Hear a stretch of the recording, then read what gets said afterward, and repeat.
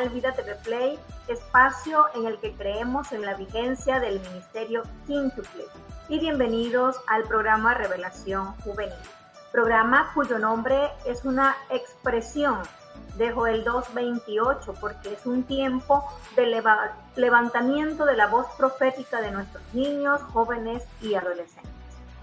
La semana pasada, si recordamos un poco, finalizamos Hechos 2, un capítulo fascinante que nos llevó a conocer desde la venida del Espíritu Santo en el Pentecostés, recuerden, en la fiesta de Pentecostés, y que a partir de ese momento el Espíritu Santo permanece entre nosotros, en nosotros, sobre nosotros, en los creyentes de Jesucristo. Además leímos el discurso de Pedro, del apóstol Pedro, cuando utilizando las escrituras del Antiguo Testamento demostró en la vida y obra de Jesucristo el cumplimiento de lo dicho por los profetas acerca del Mesías. Incluso se compromete él junto con los discípulos como testigos de la resurrección de nuestro Señor. Otro aspecto maravilloso que aprendimos es la manifestación de los corazones arrepentidos cuando ellos escucharon a Pedro y la respuesta que Pedro les dio a la pregunta que ellos en su angustia le planteaban a los discípulos cuando dijeron, ¿qué haremos?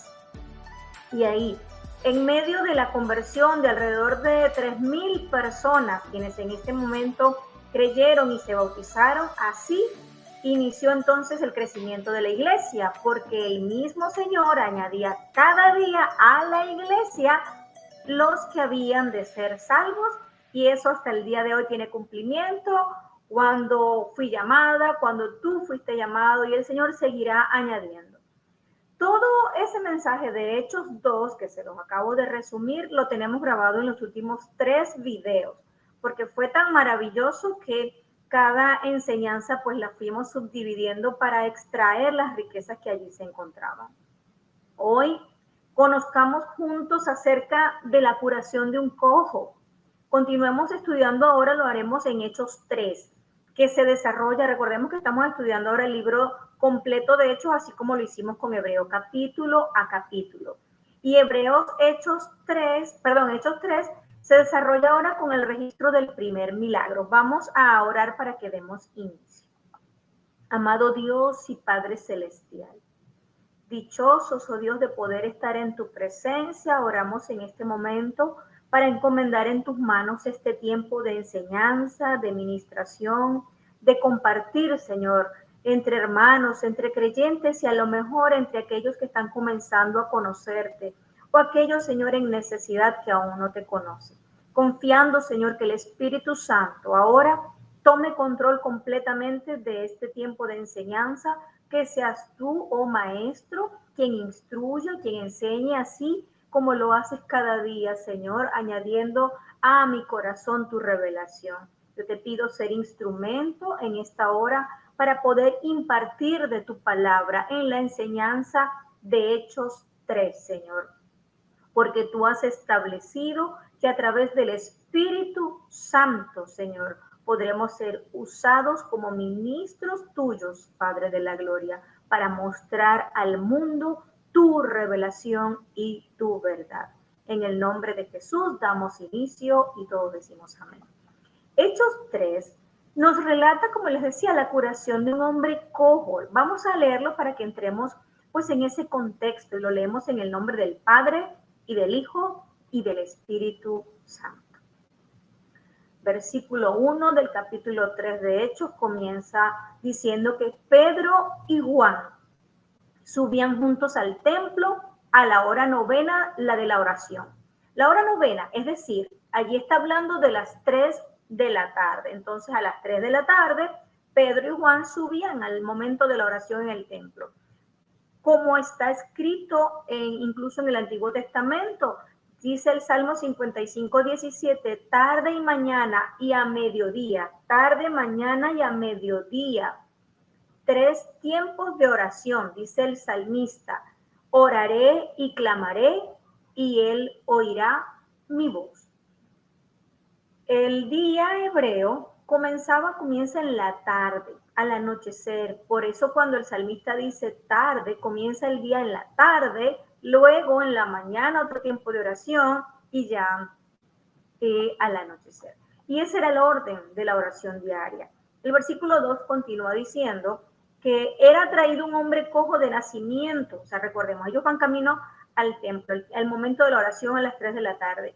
Y era traído un hombre cojo de nacimiento, a quien ponían cada día a la puerta del templo, que se llamaba la Hermosa, que se llama la Hermosa. Y dice la Escritura que estaba allí para que pidiese limosna de los que entraban en el templo. Por eso era llevado allí, porque este hombre no podía trabajar, su sustento lo recibía de las limosnas. Entonces dice el versículo 3, continúa hablando del hombre ya lisiado. Cuando vio a Pedro y a Juan que iban a entrar al templo, les pregunto ahora, ¿qué creen ustedes que podía esperar este hombre de ellos? Recordemos que tenía una condición de nacimiento. ¿Qué creen que podía él esperar al ver venir a los discípulos de Jesús? Vamos a verlo, vamos a descubrirlo. Continúa el versículo 3 diciendo que el hombre les rogaba que les diesen limosna. Ahora, ¿qué buscaríamos nosotros o qué esperaríamos recibir si estamos en presencia de un hombre o de una mujer de Dios? Pues que suplan la necesidad que en ese momento tenemos. Veamos qué ocurre.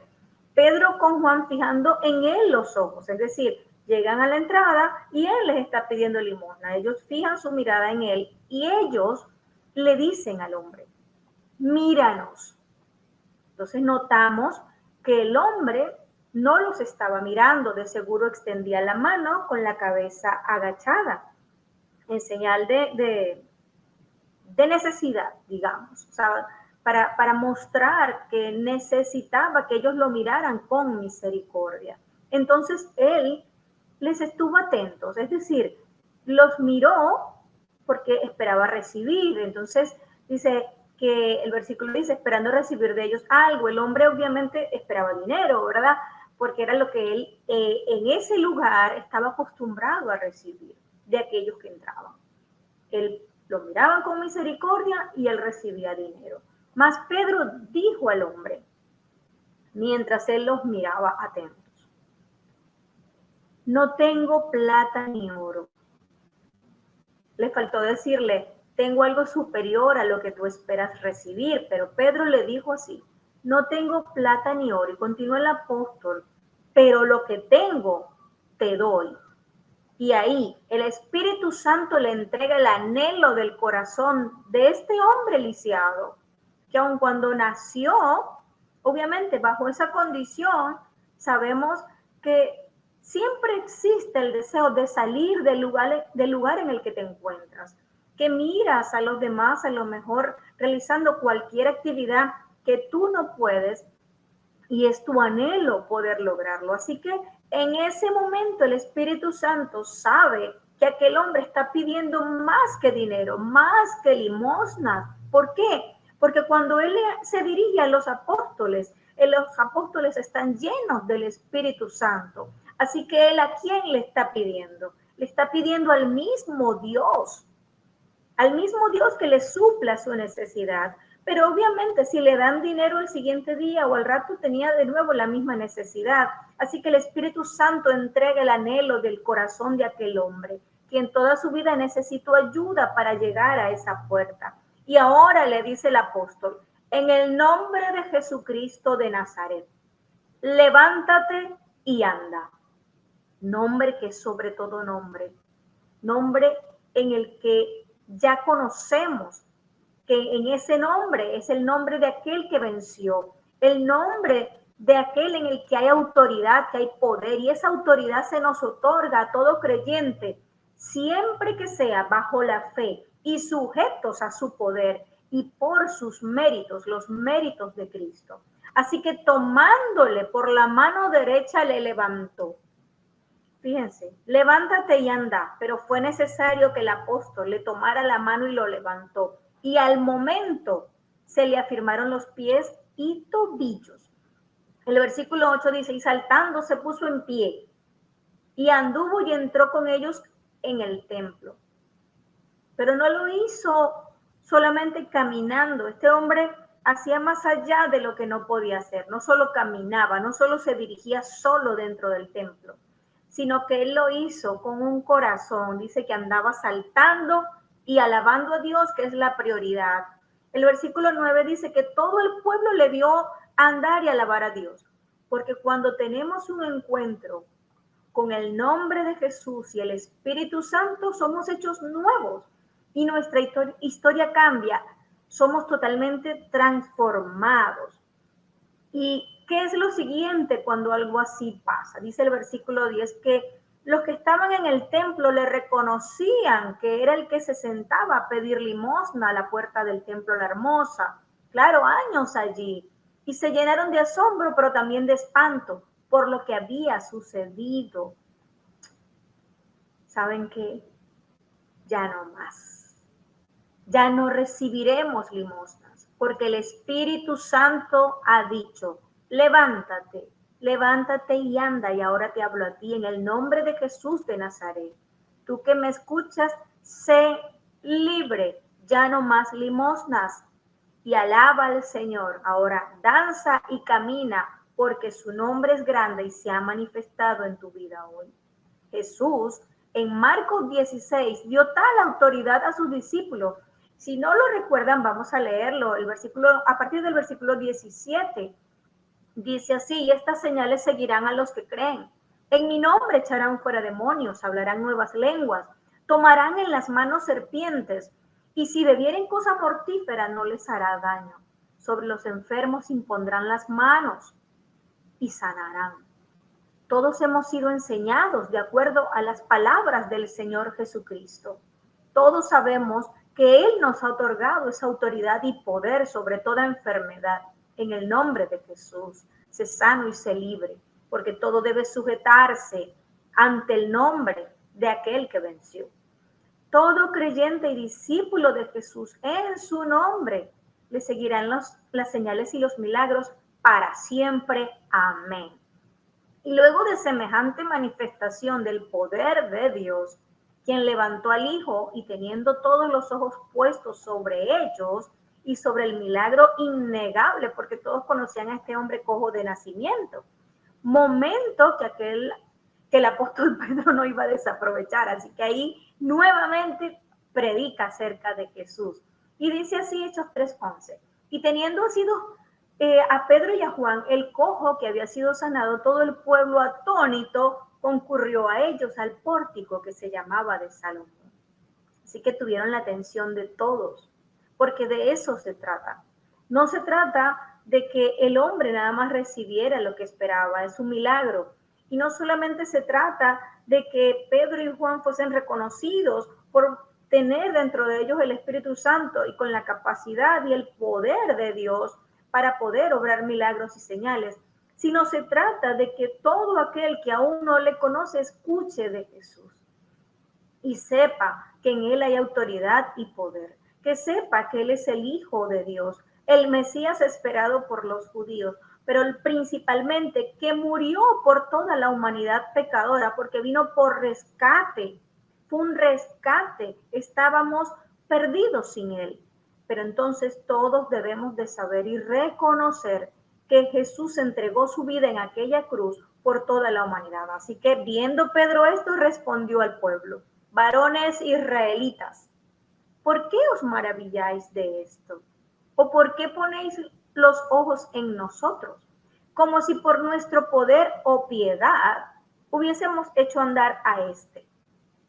Ahora, de los discursos, prédicas o sermones podemos destacar algunas cosas que les voy a mencionar. Primero, lo primero que vemos es el cumplimiento de la llegada del Mesías. De eso empieza pues todo discurso. O sea, que tiene que hablarse de que en Jesús está el cumplimiento como Mesías. Obviamente la mención de las escrituras que tenían a mano, ¿cuál van a ser? Pues debe haber cita del Antiguo Testamento para probar en Jesús ese cumplimiento de lo dicho por los profetas acerca de él como Mesías. Hechos 3:13, dice el apóstol Pedro: el Dios de Abraham, de Isaac y de Jacob, el Dios de nuestros padres, ha glorificado a su Hijo Jesús. Así que ya ahí lo identifica como Hijo de Dios, a quien vosotros entregasteis y negasteis delante de Pilato cuando éste había resuelto ponerle en libertad. O sea que ahí ya obviamente no se trata solo de una acusación. El apóstol Pedro los está confrontando y los está llevando a un momento de conciencia. Cada uno debe hacerse responsable de sus propios actos y allí entender que hemos fallado, que hemos faltado. Entonces ahí él está diciendo, ustedes entregaron a Jesús y lo negaron delante de Pilato, porque Pilato estaba dispuesto a ponerles en libertad, mas ustedes no quisieron. Otra cosa que notamos en los discursos es que hay un relato general por la vida y ministerio de Jesús, pero lo más importante es testificar de su resurrección. Y como 4 podemos ver que no puede faltar el llamado al arrepentimiento. Así que sigamos Hechos 3, versículo 14. Ya él les habló de que ellos lo negaron y que lo entregaron obviamente en manos de aquellos que procuraban matarle. Entonces dice, más vosotros negasteis al santo y al justo y pedisteis que se os diese a un homicida. O sea, así como diciéndole esto que ustedes hicieron hasta rayó en lo absurdo, porque nadie pide a un homicida y va a negar o a rechazar o a entregar o a pedir la crucifixión de un hombre justo. Ahí obviamente hubo una manifestación espiritual completamente del mal que estaba procurando matarle. Y ellos fueron instrumentos del enemigo de Dios, del diablo. Y dice el 15, y matasteis nada más y nada menos que al autor de la vida, a quien Dios ha resucitado de los muertos, de lo cual nosotros somos testigos, dicen los apóstoles. Y por la fe en su nombre a este que vosotros veis y conocéis, le ha confirmado su nombre, y la fe que es por él ha dado a este completa sanidad en presencia de todos vosotros. De alguna manera, el apóstol está exaltando el nombre de nuestro Señor Jesucristo y está diciendo, ok, ustedes están viendo esta sanidad que ha ocurrido sobre la vida de este hombre, y lo que les puedo decir es que Dios ha exaltado a su Hijo, aunque ustedes hicieron con él lo que hicieron. Ya no se trata de él. Ahora, ¿qué van a hacer ustedes? Porque se los estoy presentando como el Cristo resucitado, como el Cristo que murió en la cruz por amor, por aquel Mesías esperado del que hablaron los profetas. Dice Lucas 23:34, en donde está el mismo Jesucristo allí, ¿verdad? Hablando de su relato de la vida de Cristo. Previo a su muerte, Jesucristo clamó e intercedió ante el Padre por sus agresores.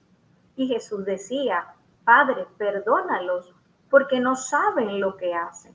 Y es así como sus discípulos, siguiendo el ejemplo de Jesús, fueron capaces de decir en Hechos 3:17, más ahora, cuando el apóstol está hablando a los judíos acerca de lo que ellos hicieron, más ahora, hermanos, sé, el apóstol los está tratando con suavidad, digamos. Sé que por ignorancia lo habéis hecho. Miren qué bonito. Ustedes hicieron eso, pero lo hicieron porque no sabían. Como el mismo Jesús dijo, perdónenlos porque no saben lo que hacen. Como tampoco lo sabían vuestros gobernantes, dice el apóstol en el versículo. Y fueron capaces de hablar desde el amor que no juzga. Versículo 18. Pero Dios ha cumplido así lo que había antes anunciado por boca de todos sus profetas, que su Cristo había de padecer. Así que arrepentíos y convertíos, esa es la solución. Ya, o sea, el Señor está exaltado en gloria, así que ustedes, ¿qué les toca? Convertir y arrepentir. Y eso es lo que nosotros hacemos como creyentes en Jesucristo. Reconocemos que Él es el Salvador y nos arrepentimos de nuestros pecados y nos convertimos al Evangelio. Y dice que eso se lo está diciendo el apóstol en ese momento a los judíos, y ahora pues yo aprovecho para decir, eso es lo que hice yo, eso es lo que te invito a hacer si no lo has hecho, porque la Escritura dice que eso lo hacemos, y seguimos leyendo el mismo versículo 19, para que sean borrados nuestros pecados, para que vengan de la presencia del Señor tiempos de refrigerio. Ya se pierde la acusación, ya se pierde la tristeza de lo que ocurrió, ya se pierde lo que ya no se puede resolver, ya se pierde todos esos errores y decisiones equivocadas que han ofendido a nuestro Dios. No, ahora arrepiéntanse y continuemos, convirtámonos, porque de parte del Señor lo que va a venir es refrigerio, va a venir consuelo, va a venir alegría. Y Él envíe a Jesucristo que os fue antes anunciado, a quien de cierto es necesario que el cielo reciba hasta los tiempos de la restauración, dice el versículo 21, lo estoy leyendo allí. Ahora, cuando él habla allí de la restauración, dice tiempos de restauración, yo busqué lo que significa restaurar y conseguí que significa restablecer la condición original. En el sentido de la escritura, si algo es restaurado, cuando Dios restaura algo, siempre crece, se multiplica o hasta mejora, porque el Señor es especialista. Así su estado final siempre supera el estado original. Y entonces el versículo entonces decía, hasta los tiempos de la restauración de todas las cosas, de que habló Dios por boca de sus profetas que han sido desde tiempo antiguo. El apóstol Pedro está haciendo un llamado con sentido de urgencia a que se retorne a Dios para ser limpios de pecado. Retornar, es decir, cuando has dejado un camino, retornar. Ahora bien, es el comienzo de un periodo de avivamiento causado por la presencia del Señor en medio de su pueblo. Por eso que la misma escritura dice que es el Señor quien añade los que han de ser salvos. Otro aspecto que ocurre al retornar a Dios es que de esa manera estamos preparando el regreso de nuestro Señor Jesucristo. Y es que nuestro Señor permanecerá en los cielos hasta que llegue el tiempo de la restauración de todas las cosas para siempre. Amén. Hechos 3:22 dice, el apóstol acá hablándole a ellos de toda la porción del Antiguo Testamento para poder llegar a sus corazones y a ese encuentro entre ellos y su Mesías. Porque Moisés dijo a los padres, el Señor vuestro Dios os levantará profeta de entre vuestros hermanos como a mí. A él oiréis en todas las cosas que os hable. Y en toda alma que no oiga aquel profeta será desarraigada del pueblo. Y todos los profetas desde Samuel en adelante, cuantos han hablado, también han anunciado estos días. En Jesús existe una consumación espiritual de su victoria sobre el pecado y sobre la serpiente antigua, aquella que desvió el diseño divino al lograr que el primer hombre, Adán, y la primera mujer, Eva, desobedecieran a Dios, haciendo de la creación de Dios un lugar de maldad. Eso es lo que ha ocurrido. En esa consumación que fue la cruz y la resurrección, o sea, una consumación espiritual, porque en la muerte y resurrección de Cristo ocurrió más que solamente el cuerpo sepultado que ya no está en la tumba, sino que hubo en el mundo espiritual, en el mundo invisible, en el terreno de Dios, una batalla en donde se le venció completamente y fue cumplido Génesis 3:15 cuando decía que la simiente de la mujer pisaría la cabeza de la serpiente y hay victoria en Cristo Jesús en ese momento. Por eso la consumación es más espiritual. Cuando el Señor dijo consumado es, era porque ya su cuerpo podía ser entregado y ahora venía la batalla espiritual y vencer en la resurrección y la ascensión para estar coronado en gloria. Así que esa consumación espiritual ahora la delega también en la iglesia, a vivir bajo esa victoria consumada en la muerte y en la resurrección de nuestro Señor Jesucristo. Una consumación que tendrá una acción definitiva en la segunda venida de Cristo y así establecer completamente el reino de Dios. Y es así como el apóstol Pedro les reafirma su identidad dentro del pacto de Dios en el discurso que le está dando, el discurso que está comenzando a decirle acerca del pacto dado al padre Abraham. Dice el versículo 25, vosotros sois los hijos de los profetas. Se les está hablando de identidad y del pacto que Dios hizo con nuestros padres, diciendo a Abraham, en tu simiente serán benditas todas las familias de la tierra. Lo que le menciona el apóstol en el versículo siguiente también le deja claro a los líderes judíos que el pacto de Dios con Abraham nunca fue limitado, sino que siempre incluyó a todas las familias, y aquí no solo familias judías. Y repitiendo las palabras dichas por Dios a Abraham, les dice a todas las familias de la tierra.